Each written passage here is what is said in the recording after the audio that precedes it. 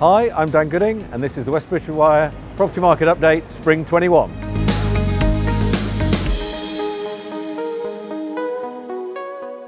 So the last update we were talking about how the schools had just closed and everyone was plunged into having to homeschool the children, and therefore their focus was very much taken away from putting their own house on the market and thinking about going out there and viewing other properties. The other big issue was the stamp duty and whether it would be extended. We were all hoping in January this year that we would hear an announcement pretty soon in order to keep the property market going. In fact, the Chancellor waited until the 3rd of March for his budget to announce that they were actually going to extend the stamp duty. So last time it was all about the stamp duty, whether they extend it. That was January.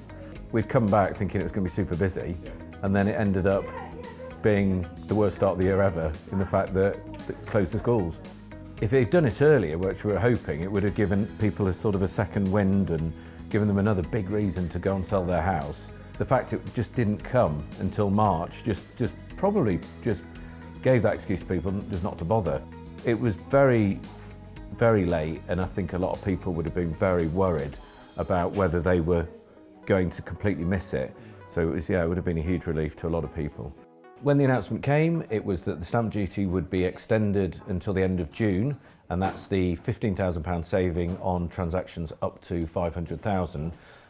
But also there would be a 50% saving till the start of October.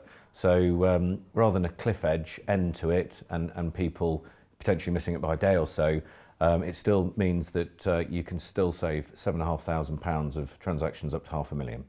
The schools reopened on the 8th of March, just a short time after the Chancellor's budget, and the hopes of most agents were, of course, that the phones would start ringing and people would be calling up wanting to get the house on the market.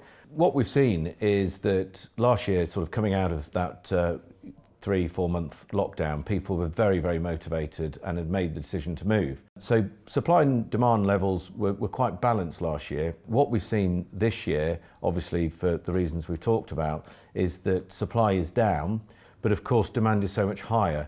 Couple that with the fact that agreed sales are up 55% nationally, and that's the lowest proportion of stock ever recorded on Rightmove in their history. It's really interesting because the stock levels are the same as 2019, which is pre-COVID, but the demand is massive.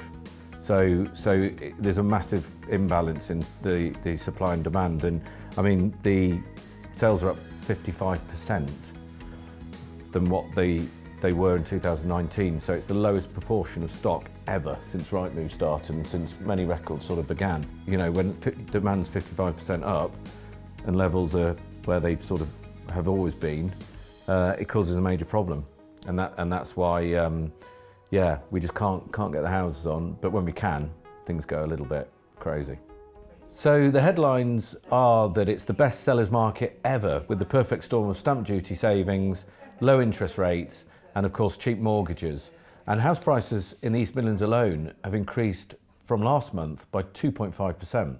Currently, it's the fastest selling market that Rightmove has known since records began, and it literally is just a case of needing to get a couple of weeks to get people through the doors for viewings, and then a week after that just to ask for best and final offers in. A good example of this is a property that we marketed only a month or two ago on Malvern Road here in West Bridgford.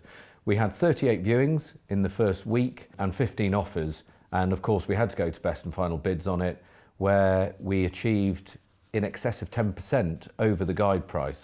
Yeah, best sellers market in history, basically. But of course there's no point it being a good sellers market unless you can find something to move to.